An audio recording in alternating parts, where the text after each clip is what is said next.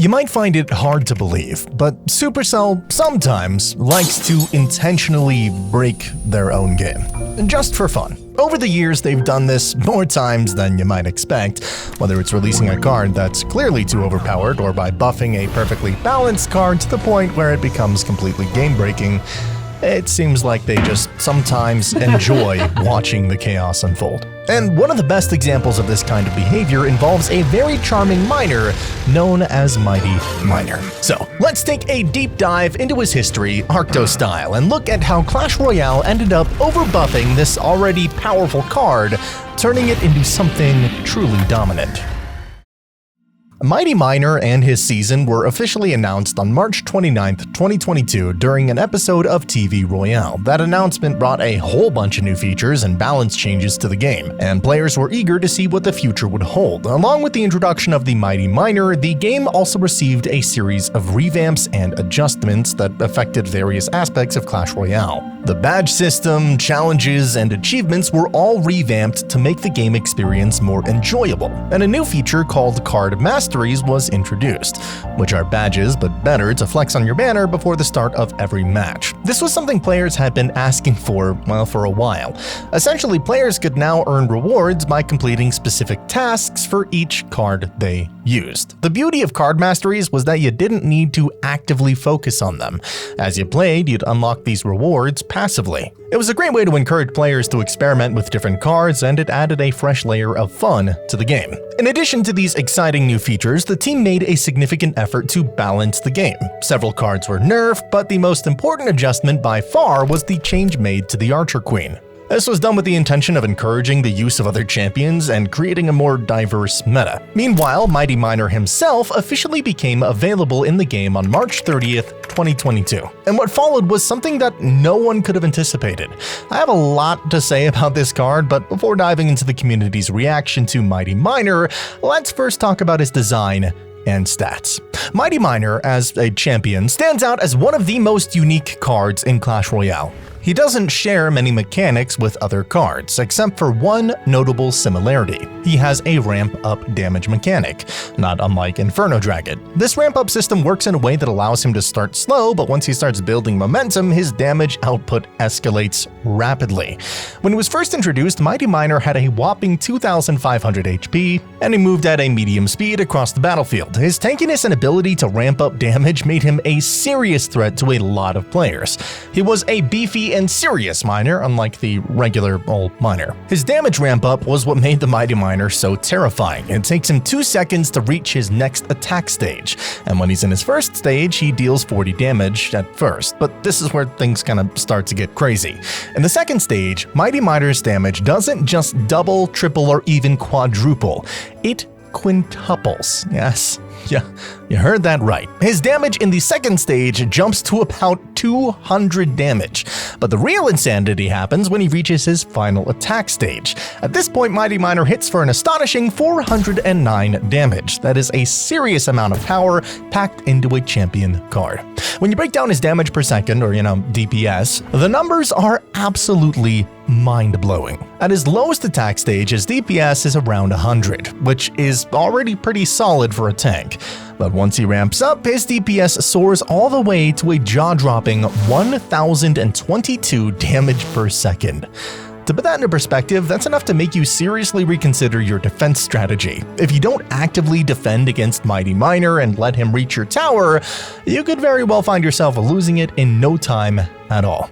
And if the Mighty Miner player is clever enough, they can even take both of your towers with just one Mighty Miner thanks to his unique explosive escape ability, which allows him to escape from danger and reposition, all while continuing to deal damage. Seriously, I'm not even exaggerating. It was possible and still is without proper defense. You know what? Just watch this clip. You'll understand.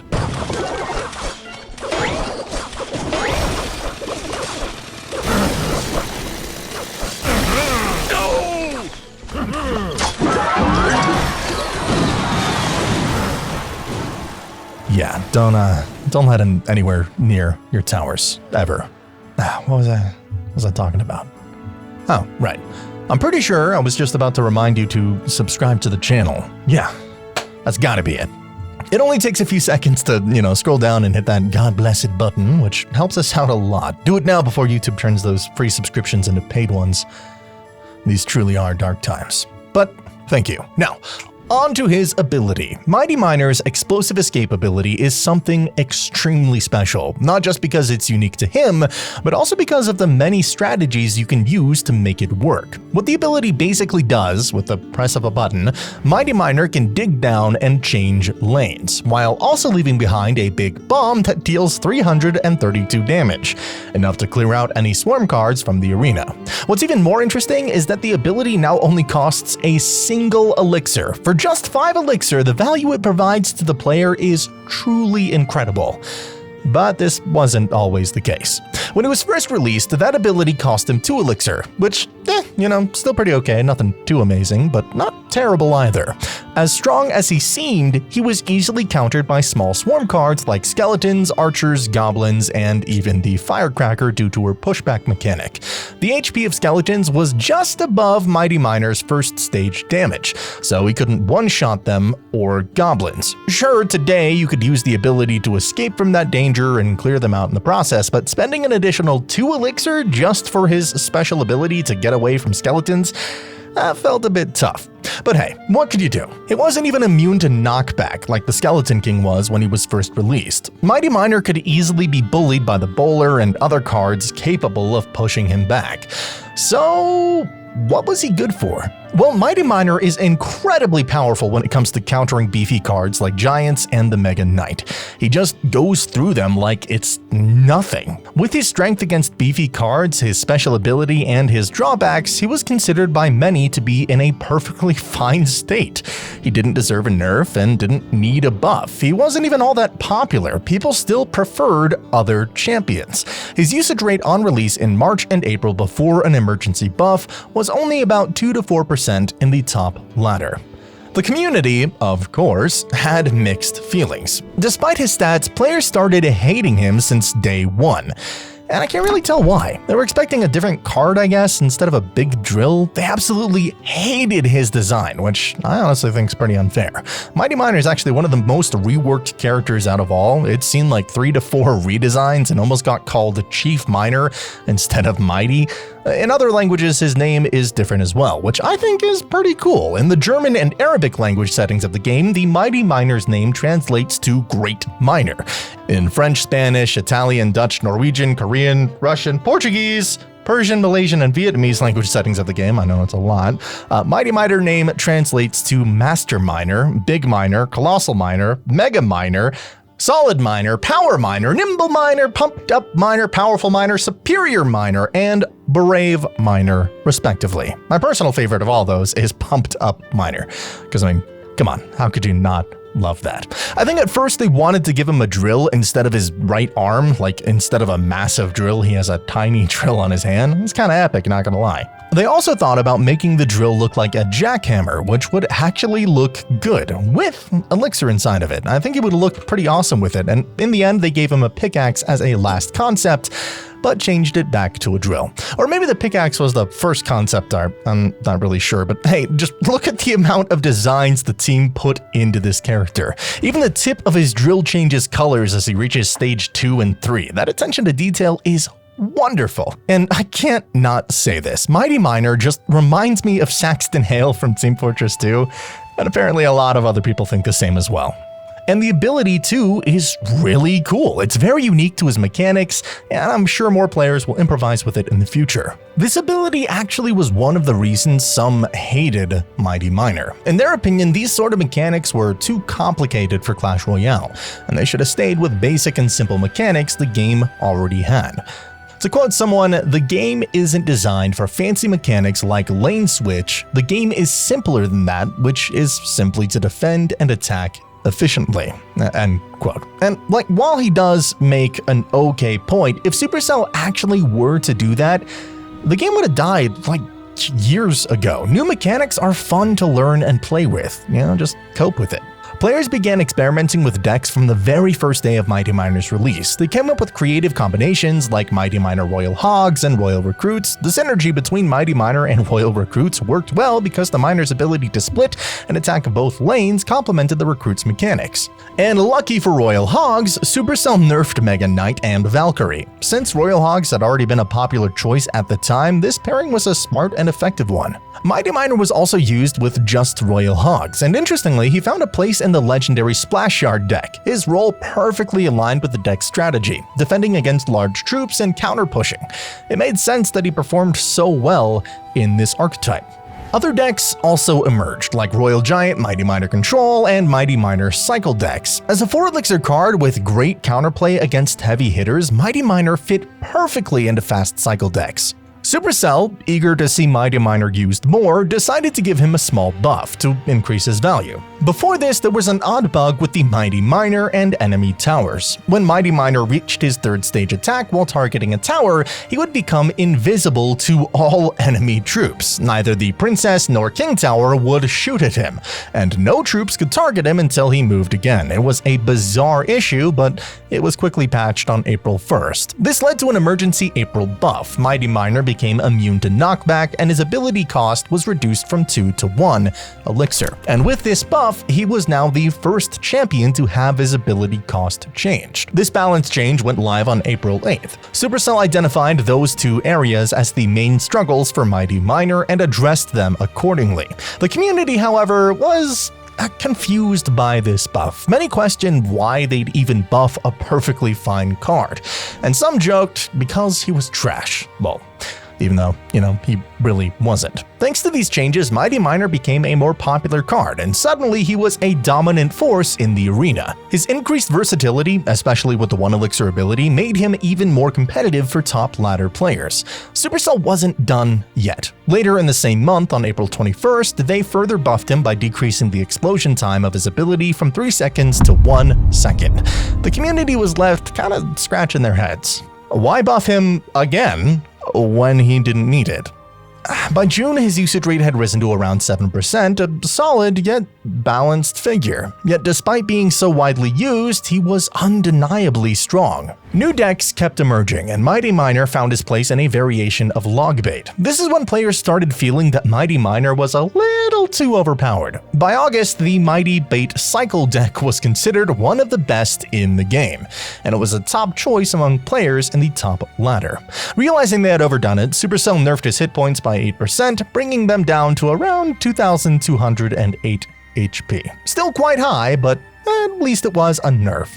However, this wasn't the end of Mighty Miner's journey. On December 7th, Supercell took things to another level by increasing his speed from 60 to 90, making him a fast troop instead of medium. Oh, I literally can't kill that! It's too fast!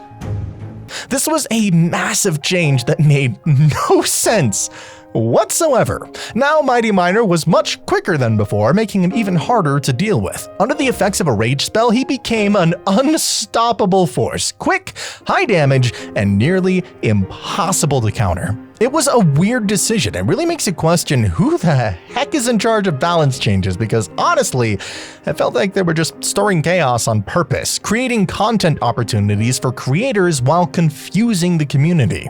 They break the game, YouTubers make content out of that video showcasing how broken the said card is, they make profit, spread the word of Clash Royale, and well, etc. It's a win-win situation, though I guess I'm also benefiting from it because that bad balance change, I get to talk about it and make this video.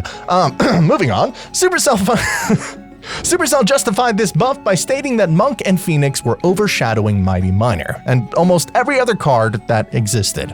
But most players, myself included, thought it was an unnecessary change. Instead of buffing Mighty Miner, they should have just nerfed Monk and Phoenix, which they eventually did, but only after Mighty Miner received his buff. It was a questionable decision, and the community was equally confused and frustrated by it, and just like you and me right now. Luckily, the Phoenix and Monk meta got nerfed, which breathed life into many cards that couldn't be played at all. Because the Phoenix nerf, Lavaloon was good again, and Mighty Miner, well, he was included right there with it. For December, Mighty Miner reached a 17% usage rate, which that's pretty massive. So they nerfed him back down on December 22nd. They decreased his speed back to 60, and to balance it out, they increased his hit points by 5%. They basically reverted him back to where he was. In February of 2023, Mighty Miner started to ease off the gas, with his usage rate dipping at just 9%. It marked the beginning of a slower phase for the champions. At this time, the Golden Knight had become the most popular champion in the game with a dominant 17% usage rate. Unfortunately for the Mighty Miner, he was caught in a bit of a rough spot during this period. His little brother, the Miner, was thriving in the Monk Miner Poison, and generally in Miner Poison meta, while the Golden Knight was gaining a lot of traction. Regular Miner was still a consistent pick, remaining a popular choice throughout the year, but Mighty Miner's rise didn't really pick up steam until after February. At that point, the Mighty Miner started to show signs of making a comeback. Decks like Mighty Miner Logbait were still solid and enjoyed decent success, but they weren't considered game-breaking. Regular Miner came back into favor for various Miner Poison decks, occasionally featuring Mighty Miner as a secondary option, and that added a bit more variety to the meta. But despite these variations, the game's overall atmosphere remained a bit chaotic, with different decks constantly rising and falling in popularity. Come June 2023, however, Mighty Miner experienced a massive resurgence. He saw his usage skyrocket to an impressive 21%, making him the most widely used champion in the game during this time. This was largely due to the sheer variety of decks he could be found in. We saw everything from Miner Poison decks to Mighty Miner Cycle decks like Hog Cycle to the deadly Mighty Miner Mortar combo.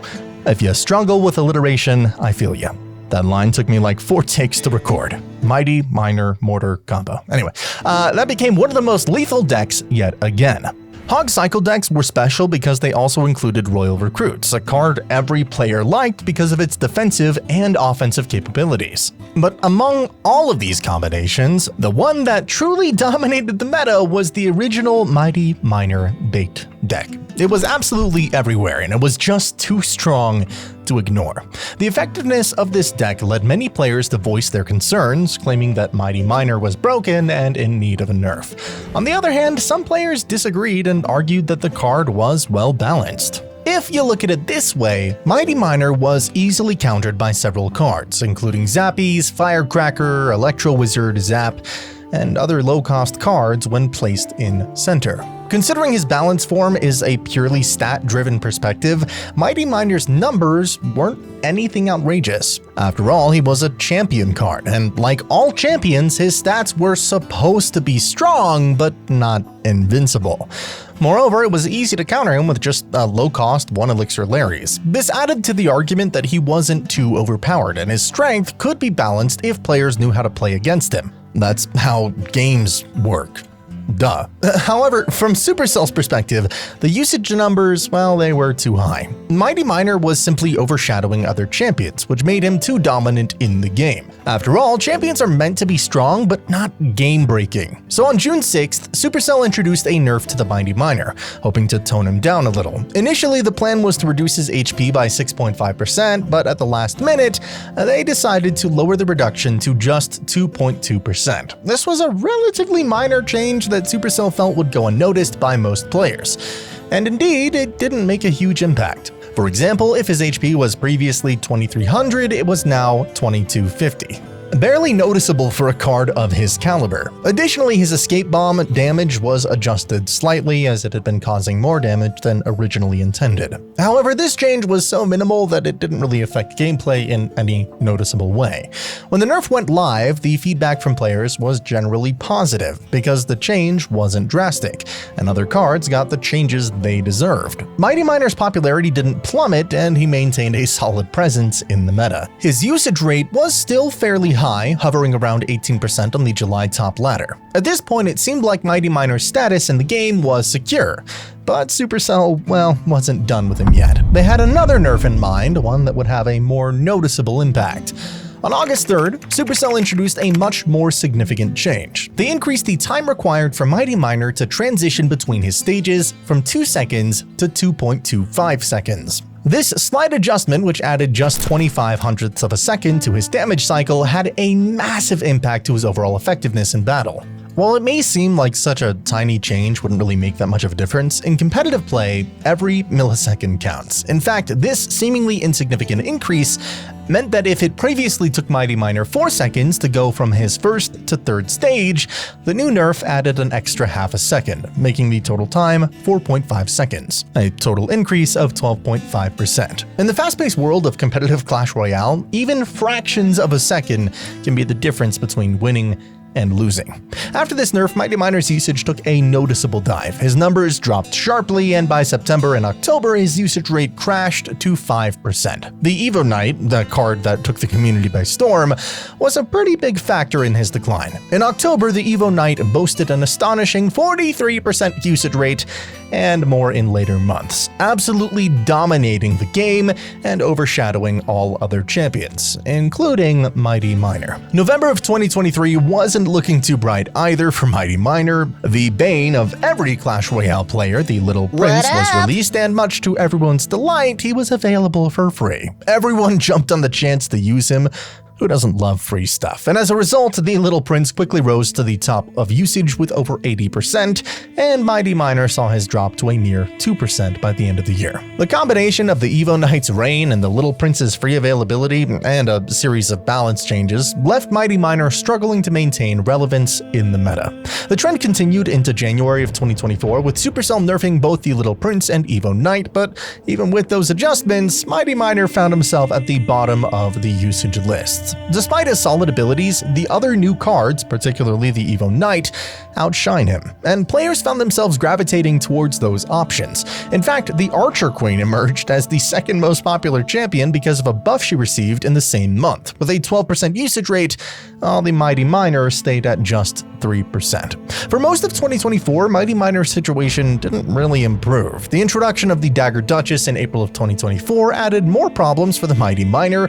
Dagger Duchess quickly became a significant presence in the game, dominating the meta with an overwhelming 82% usage rate by July. Star Troop was so powerful that even Mighty Miner struggled to make any meaningful impact, as she could melt through him with ease. It didn't even matter if you switched lanes upon approaching her. Most of the time, Mighty Miner died without even reaching the tower. He stood little chance against the deadly Dagger Duchess, and this continued to hurt his relevance.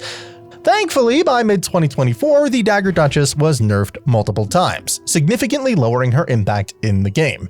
After her nerf in July, Mighty Miner slowly started to make his way back into the limelight. By July, his usage rate had rebounded to 9%, as the dominance of broken cards like the Little Prince and Dagger Duchess had faded.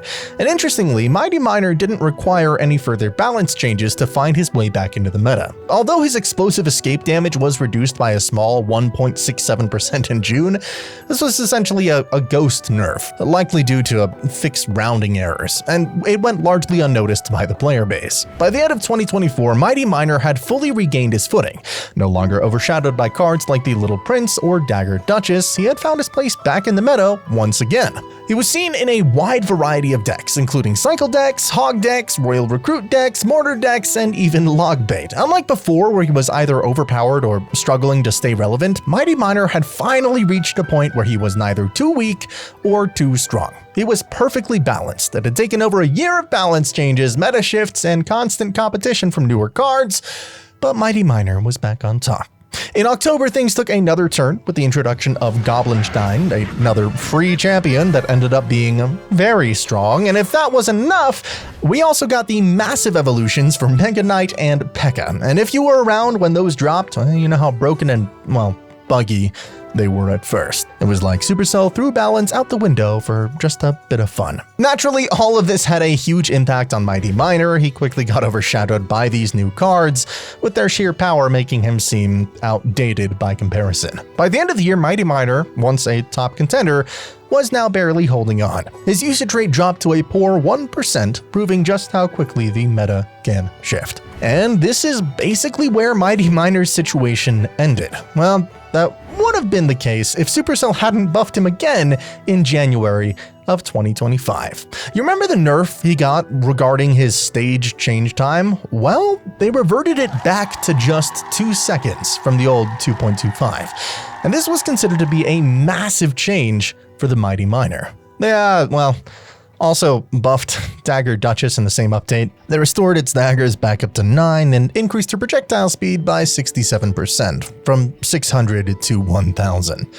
And wow, she's sitting at the 4th place on Royal API right now with 18% usage rate, which might sound small compared to the numbers she had in the past, but 18% now with a massive variety of cards and decks, well, that's massive. Going back to the Mighty Miner, a lot of people were surprised he got a buff, and some were really happy he did. As of writing this video in February of 2025, Mighty Miner is the 4th best champion with a 4% usage rate. Archer Queen is taking 1st place yet again. Surprisingly, some of the decks are still considered to be meta, with a big part of the community still using them. As of writing this, the most popular Mighty Miner deck now is Mighty Miner Evo Wallbreakers with Evolved Royal Recruits. I kid you not, the usage of this deck was recorded at 4.26%, which is relatively more than his other decks have. He's also been used with newer cards like the Rune Giant, Evolved Lumberjack, and also the small little new Berserker. I think Mighty Miner will find good luck with the new cards. Players will definitely come up with some interesting strategies, which is always cool to see. But if you thought the Mighty Miner was impressive, just wait till you hear about the Dark Prince. His impact on Clash Royale's history is massive, and you won't want to miss this, so see you there.